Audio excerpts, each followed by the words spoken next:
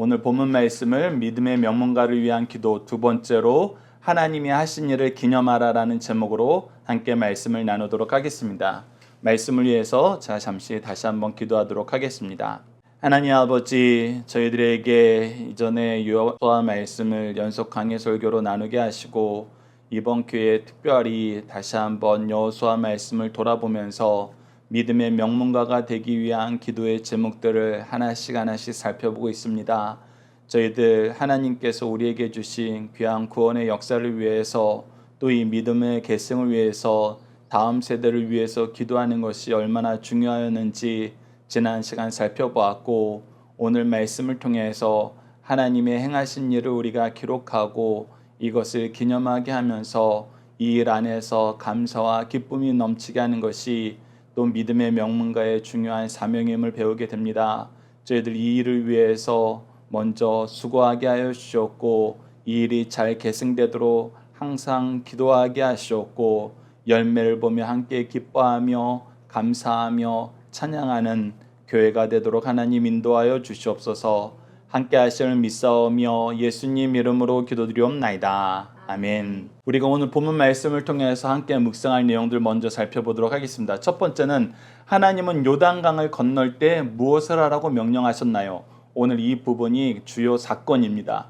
자, 이 내용을 우리가 살펴보면 돌을 세우는 것인데 돌을 세우게 하신 이유는 무엇인가요? 라는 것을 우리가 여호수아서 4장 6절과 21절 말씀을 통해서 분명하게 그 뜻이 나타납니다. 그 의도로 우리가 하나님의 뜻을 파악하는 시간을 갖고 세 번째는 여호수아는 하나님의 명령을 어떻게 수행하였나요? 오늘 본문 말씀 중에 가장 뛰어난 부분이 바로 이 부분입니다. 여호수아가 이 일을 어떻게 수행했는가?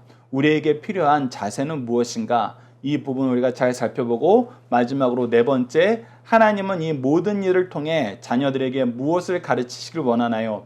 그 세 가지를 저희들이 마지막 여호수아서 4장 23절과 24절을 통해서 확인하고 이 내용을 위해서 꾸준히 기도하는 믿음의 명문가가 되기를 간절히 바랍니다. 자, 오늘 본문 말씀 저희들 크게 세 단락으로 나눠서 보고자 합니다. 첫 번째 단락은 5절에서 7절 말씀을 통해서 하나님께서 12지파의 일꾼들에게 요단강 중앙에서 돌을 하나씩 가져오라고 하신 이유는 무엇인가요? 그 키워드를 가르침과 계승함으로 두었습니다. 여호수아서 4장 5절에서 7절을 저희들 한 절씩 차분히 보면서 내용을 설명해 드리도록 하겠습니다.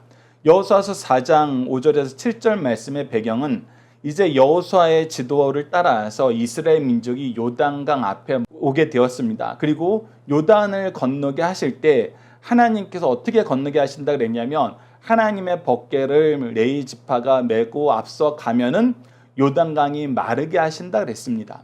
그리고 그 약속을 주시면서 여호수아에게 무엇하라고 명령했냐면 각 지파의 일꾼들을 한 명씩 뽑아서 그 일꾼들에게 그 강이 마른 곳에서 돌을 하나씩 취하여서 너희 지파가 머무는 곳에 갖다 두어라 라고 명령을 하십니다. 그래서 그 명령을 이제 실천하도록 명령하는 말씀이 오늘 4장 5절에서 7절 말씀으로 시작합니다. 그들에게 이르되 요단 가운데로 들어가 너희 하나님 여호와의 궤 앞에서 앞으로 가서 이스라엘 자손들의 지파수대로 각기 돌 한 개씩 가져다가 어깨에 매라. 이것이 너희 중에 표징이 되리니 즉 어깨에 맨 돌이 무엇이 된다? 표징이 된다. 상징이 된다. 그래서 이 상징을 통해서 무엇을 하실 것인가 라고 봤더니 후일에 너희의 자손들이 물어 이르되 이 돌들은 무슨 뜻이냐 하거든 이 돌들이 세워진 것을 보고 무슨 뜻이냐고 묻게 되는 자손들이 생길 것이다. 즉 이 표징이 된다는 것은 현대식으로 말하면은 기록을 한다는 거예요. 이 사건이 이러한 일이 여기에서 있었습니다.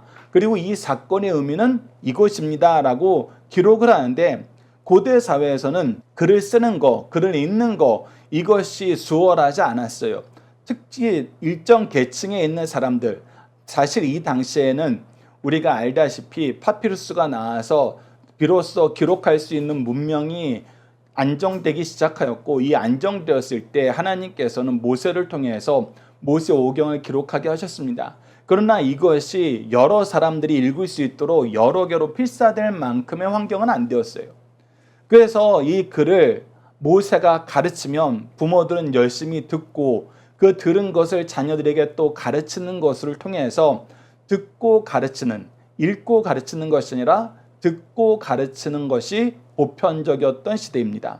그랬을 때 이 듣고 가르치는 것 외에도 정해진 절기에, 특별한 시기에 가르치는 사람이 없었어도 너희들이 평상시에 배워왔던 그 모든 것을 자녀들에게 다시 한번 환기시키는 기간을 가져야 되는데, 그 기간을 가질 수 있는 상징물로 이 돌들을 삼으라는 것입니다. 그래서 이 돌들이 여러 개가 모여서 세워져 있는 것을 보면은 왜 여기다 돌을 세워놨어요? 왜 이 돌이 세워진 곳을 우리가 와서 예배를 드리죠? 제사를 드리죠? 라고 자손들이 묻거든 그때 무엇을 가르쳐줘야 된다? 바로 오늘 너희들이 경험한 이 사건을 가르쳐줘야 된다. 그 사건이 무엇입니까? 그들에게 이르기를 요단물이 여호와의 언약궤 앞에서 끊어졌나니 우리가 언약의 땅에 들어올 때 그 들어오는 입구에서 어떤 일이 발생하였는가? 바로 하나님의 언약궤를 메고 가자 이 강이 끊어져서 말라서 우리가 순적하게 이 강을 건널 수 있었다. 즉 하나님께서 우리로 하여금 이 땅에 들어오는 길을 인도하셨고 그의 권능으로 우리를 도우셨다. 그래서 이것을 너희들이 가르쳐 주라는 것입니다. 그래서 이 돌들이 이스라엘 자손에게 영원히 기념이 되리라. 그래서 이 돌을 볼 때마다 너희들은 이 사건을 영원히 기념할 수 있도록 가르쳐라, 계승하라 라고 얘기하는 것입니다. 그래서 이 돌을 세우라는 것은 하나님께서 무엇하기 위해서 세우라 그랬냐면 가르치고 하나님의 역사를 계승하면서 너희 가문에 이 역사가 계속 반복되도록, 이 역사를 믿도록, 의지되도록 너희들이 훈련시켜야 된다. 그래서 이 돌을 가져오라고 하나님께서는 명령을 하신 것입니다. 그리고 나서 우리가 두 번째 단락을 보면은 이 일에 순종하는 여호수아의 모습이 나옵니다. 자, 여호수아가 어떻게 이것을 순종하였는지 우리가 14절 말씀을 통해서 보기 전에 우선은 그 배경 말씀을 다시 한번 보도록 하겠습니다. 첫 번째는 여호수아서 4장 3절에 그들에게 명령하여 이르기를 요단 가운데 제사장들의 발이 굳게 선 그곳에서 돌 12를 택하여 그것을 가져다가 오늘 밤 너희가 유숙한 그곳에 두게 하라 라고 말씀하셨어요. 즉 하나님의 명령은 각 지파의 대표들을 뽑아서 그 대표들이 언약궤가 멈춰서서 요단강이 마른 그곳에서 기념석을 하나씩 들어다가 오늘 밤 너희들이 건너가서 유숙하는 그곳에 두라. 그리고 특히 유숙하는 그곳에 두라 그랬을 때 이스라엘 민족이 성막을 중심으로 포진했던 내용들을 성경을 통해서 확인을 하면은 각각 세 지파씩 사방에 배치를 하면서 이 십자가 모양으로 성막을 둘러싸고 있었는데, 그렇게 되면 성막을 중심으로 하여서 세 개씩 동서남북으로 이게 둘러싸는 돌을 쌓게 됩니다.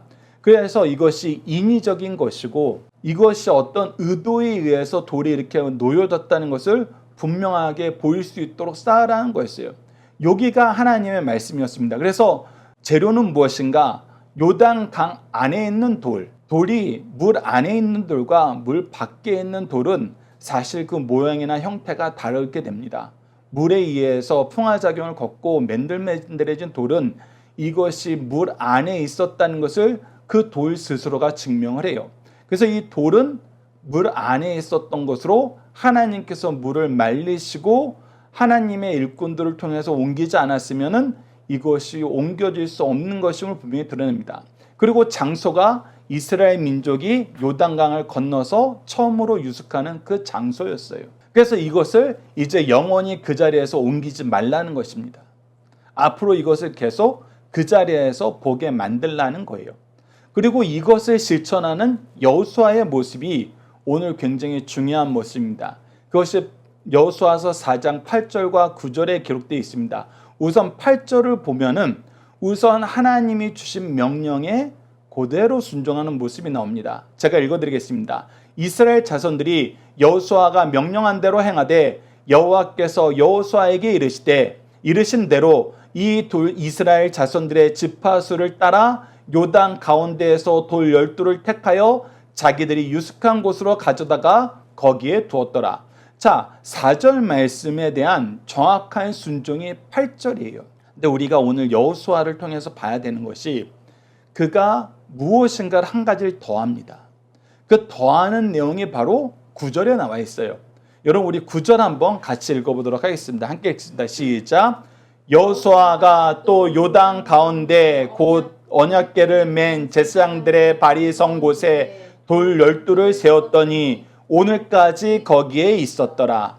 자, 12개의 돌을 일정한 모양으로 배치하고 그 돌들을 강 바닥에서 가져옴으로써 하나님이 요단강을 말리셨고 이 말리신 역사를 증언할 기념비로 이 뭇에다가 돌을 세웠어요. 그런데 여호수아는 하나님의 말씀을 그렇게 실천하는 것으로 멈추지 않고 이 돌을 세우라는 목적이 뭐였습니까?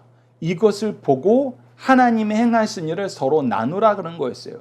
그래서 이것을 나눌 때 또 하나 확실한 증거를 보여주기 위해서 무엇을 했냐면 현재 돌이 말라 있는 이곳, 바로 언약궤를 맨 제사장들이 선 그곳에다가 다시금 돌 12를 세워서 이 물 안에서도 물이 다시 채워진 다음에 물 안에서도 이 특이한 돌의 모양을 보고 돌이 세워져 있는 것을 보고 야, 정말 예전에 하나님께서 이 요단강을 말리셨구나. 그러니까 사람들이 세월이 지나가면은 아, 이거 옛날에 물 안에서 가져왔던 거야. 그런데 오랜 세월이 지나면 물 밖에 있는 돌들은 이끼가 낄 수도 있고 여러 가지 또 사건에 의해서 이것이 흐트러질 수도 있어요. 그러니까 아, 이제 더 이상 이 일에 대한 기념을 우리가 할 수 없겠네라는 자손들이 생길 수 있으니까, 이것을 허투루 여기는 사람들이 생길 수 있으니까 여호수아 입장에서는 이것을 더 잘 가르치고 하나님의 명령의 본질이 뭐였습니까? 하나님의 행하신 일을 우리가 아는 거였어요. 그것을 더 잘 섬기게, 잘 지키게, 잘 순종할 수 있게 하는 방법이 무엇일까라고 생각하고 실천한 것이 이 물이 말라 있을 때 물 안에다가도 이 돌을 세워놓자. 이것은 물이 있을 때는 도무지 사람들의 힘으로나 그 당시의 기술로는 할 수 없는 일을 우리가 지금 이것을 해놓음으로써 이후로 오는 자손들이 이 일을 부정하지 못하게 만들자. 즉 이 기념비를 하나님이 행하시는 일을 증거할 수 있는 증거를 우리 더 열심히 남기자라고 했던 거예요. 이렇게 여호수아가 하나님의 뜻을 따라서 하나님 명령해 준 것 이상으로 열심을 보이자 하나님께서 여호수아를 축복하시면서 행하신 일이 바로 오늘 본문 여호수아서 4장 14절입니다. 여호수아서 4장 14절 우리 함께 읽겠습니다. 그날에 여호와께서 모든 이스라엘의 목전에서 여호수아를 크게 하심에 그가 생존한 날 동안에 백성이 그를 두려워하기를 모세를 두려워하던 것 같이 하였더라. 예, 하나님께서 여호수아를 축복하셨어요. 여호수아를 다음 세대의 리더로 세웠습니다. 그런데 그가 여전히 부족한 부분이 있었고 백성들은 그것을 인정하지 않는 사람들이 있었어요. 예전 사람들을 좋아하는 사람이 있었어요. 근데 여호수아가 무엇을 했을 때, 하나님의 뜻에 더욱 열심히 순종했을 때, 하나님이 명하신 일을 내가 더 열심으로 실천하고자 했을 때 하나님께서는 여호수아를 높이십니다. 여호수아에게 영적인 권위를 더 부어주시는 거예요. 여러분 이 부분 우리가 잘 기억해야 됩니다. 우리가 부모가 되었을 때 자녀들에게 영적인 권위를 세우는 것, 우리가 교회 리더가 되어서 제자들에게 영적인 권위를 세우는 것은 우리의 목소리나 우리의 업적이나 우리의 성격에 있지 않아요. 하나님께서 주셨을 때만 이루어지는 거예요. 근데 하나님께서 언제 주시느냐? 하나님이 주신 명령에 내가 더욱 충성할 때 주신다는 거예요. 이거는 믿음의 스승들이 굉장히 자주 우리에게 가르쳐준 내용입니다. 오랫동안 목회하신 분들이 어떻게 교회 성도들의 신뢰를 얻었는가라고 했을 때 마땅히 행할 바를 마지못해서 억지로 했을 때 그 영적인 권위는 절대 세워지지 않아요. 사람들이 더 잘 알아요. 설교를 준비하는 거 그가 억지로 간신히 하기 싫은데 그렇게 했을 때 사람들이 압니다. 하나님이 영적인 권위를 허락해 주지 않으세요. 근데 여호수아처럼 내가 더 열심히 하나님의 명령을 지키고자 했을 때 이것이 나의 사명임을 알고 내가 더욱 이것을 힘써 순종할 때 하나님께서 우리에게 영적인 권위를 주셔서 백성들에게 존경을 받게 만듭니다. 이것이 하나님의 일꾼들이 하나님의 일꾼으로서 사람들 앞에 서는 모습이에요. 마땅히 행해야 할 일에 대해서 우리가 더욱 수고하자, 더욱 충성하자. 이것을 여러분들 우선 기억해 주길 바랍니다. 그리고 오늘 가장 중요한 거, 이 12돌은 어떤 믿음의 기념비가 되었나요? 21절에서 24절 말씀인데 키워드가 전능하신 하나님, 구원의 하나님, 언약의 하나님입니다. 우선 다시 한번 우리가 복습해야 되는 것은 이 돌들을 왜 세우게 하셨다? 자녀들이 이것을 보고 궁금하게 하기 위해서. 즉 하나님의 역사에 대해서 궁금해하는 계기, 서로 묻고 답할 수 있는 계기가 되게 하기 위해서 이것을 하나님께서 명령하셨다는 거예요. 그래서 여호수아서 4장 6절을 보면 이것이 너희 중에 표징이 되리라. 후일에 너희 자손들이 물어 이르되 이 돌들은 무슨 뜻이냐 하거든. 동일하게 여호수아서 4장 21절에도 이 목적으로 그 돌을 세우셨던 걸 우리에게 가르쳐줍니다. 이스라엘 자손들에게 말하여 이르되 후일에 너희의 자손들이 그들의 아버지에게 묻기를 이 돌들은 무슨 뜻이거니가 하거든 이라고 얘기합니다. 자, 여기서 우리가 봐야 되는 것은 하나님께서 돌들을 세워서 징표로 삼으셨다. 요즘 말로 하면 이것은 무엇이다? 기록하는 것이다. 하나님의 역사를 기록하여서 남겨두는 것이에요. 그런데 기록하여서 남겨두는 것으로는 안 돼요. 왜? 이것을 볼 수 있는 계기가 있어야 돼요. 그래서 이스라엘 민족들은 이 돌들을 보기 위해서 뭐 했느냐? 이 돌들이 모여있는 곳에 모여서 예배드렸어요. 즉 요즘 말로 하면은 절기를 만들어서 지킨 거예요. 우리가 절기하면 부활주일, 추수감사주일, 성탄을 우리가 절기로 세우고 각 교회마다 또 특별하게 교회 특색의 절기를 세우잖아요. 주로 설립기념일 같은 경우가 교회 특색에 맡겨서 우리가 따로 드리는 절기죠. 그것처럼 우리가 하나님의 뜻 안에서 하나님이 우리에게 행하신 놀라운 구원의 역사를 기록해 놨으면은 그것을 항상 살펴보는 절기가 있어야 돼요. 우리도 대표적으로 가정의 달을 세워놓고 가정의 달 설교를 따로 하는 이유가 있고, 우리가 연초에는 우리에게 주신 교육 목표를 가지고 교육 목표를 설교하는 기간이 따로 있는 것도 마찬가지예요. 우리가 여름 성경학교, 겨울 성경학교가 되면은 우리가 항상 배우고 가르치던 거, 성경은 왜 한자도 틀림없는 하나님의 말씀입니까? 성경은 무엇입니까? 기도는 무엇입니까? 찬양은 무엇입니까? 라는 것을 통해서 우리가 자녀들에게 항상 가르치고 기억하게 하는, 기념하게 할 내용들에 대해서는 일정한 시기를 두고 이것을 반복해서 가르치는 것이 바로 여기에 있어요. 그래서 우리가 잠언 말씀을 시작할 때에도, 이 믿음의 명문가의 말씀을 시작할 때에도 우리가 대표적인 표 중에 하나인 영생의 말씀을 누구에게 배워서 누구에게 가르칠 것인가라는 이 말씀을 우리가 복습하는 시간이 있었어요. 즉 우리가 따로 떼어놓은 절기가 필요해요. 여러분들에게 행하신 하나님의 놀라운 구원의 역사를 기록하는 것도 중요하지만 이 기록한 것을 가르치는 특별한 시간이 여러분들에게 있어야 돼요. 교회에서는 그것을 만들어주기 위해서 엄청나게 노력합니다. 여름 성경학교, 수련회, 겨울 수련회, 겨울 성경학교, 이 모든 것이 바로 이것을 하나님께서 우리에게 가르쳐주신 내용, 우리에게 행하신 이 역사를 기록하여 기념하는 시간을 갖도록 만드는 거예요. 그래서 이것을 통해서 우리 자녀들도 다음에 교회에 가서 여름 성경회 때는 우리가 이것을 배워야지, 이것을 다시 나눠야지, 이것이 이루어진 역사를 우리가 증거해야지 하는 거예요. 그것을 여러분들께서 잘 기억하셔야 돼요. 다시 한번 강조합니다.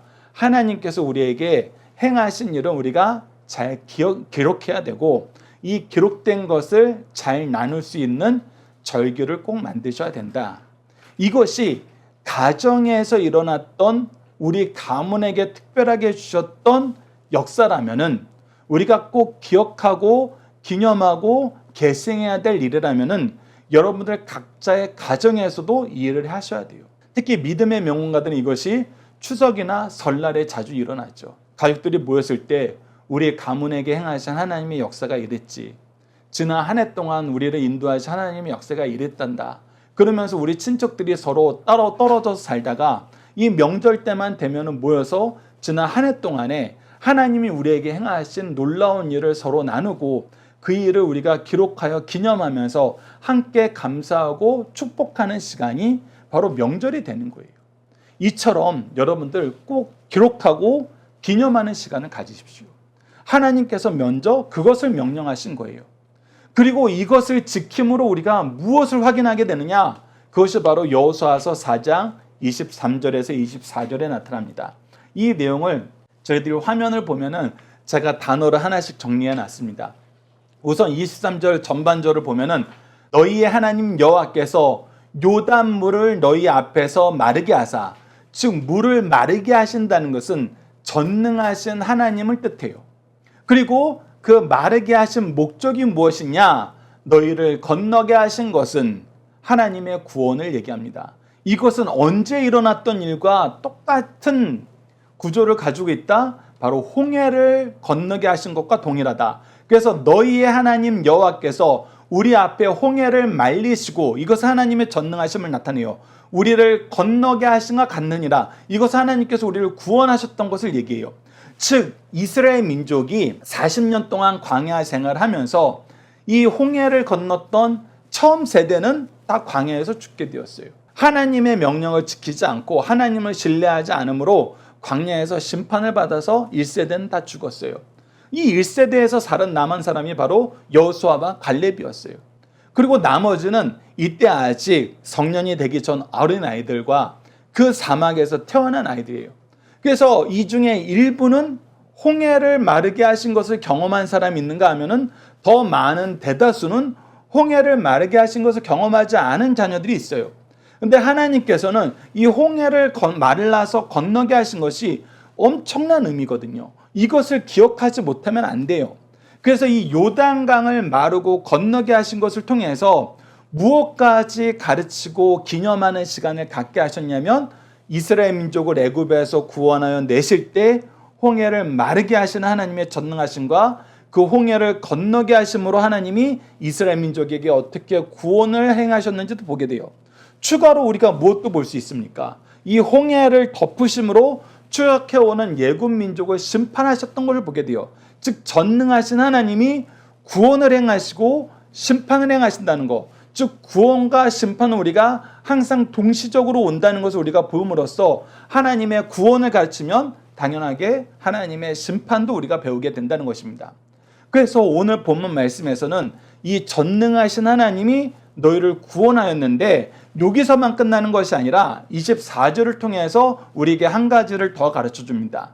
이는 땅의 모든 백성에게 여호와의 손이 강하신 것을 알게 하여, 즉 전능하신 것을 알게 하여 너희가 너희 하나님 여호와를 항상 경외하게 하려 하십니다. 하나님을 경외하는 것이 무엇이니까? 우리가 지금 잠언 말씀을 통해서 보는 것처럼 하나님을 경외하는 것이 지혜의 근본이니까. 왜 이것이 지혜의 근본이냐는 거예요. 우리가 하나님의 은혜로 살아가는 존재임을 깨닫게 하고 이 은혜 안에서 계속 살게 하시는 거예요.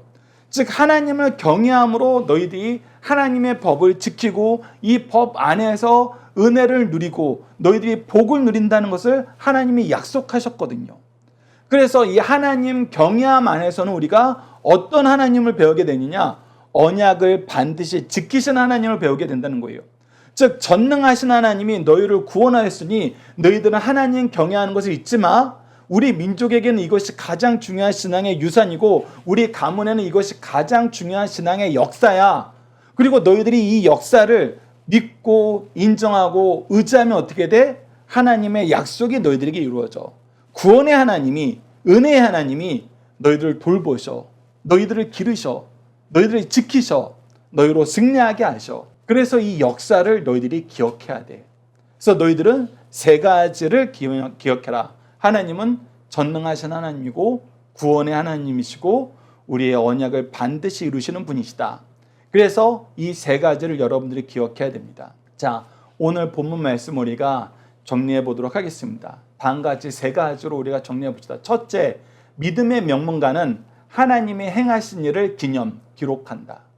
굉장히 중요합니다. 우리 자녀들이 이것을 알게 하는 것은 기록하는 것, 기념하여서 절기화하는 것보다 더 중요한 게 없어요.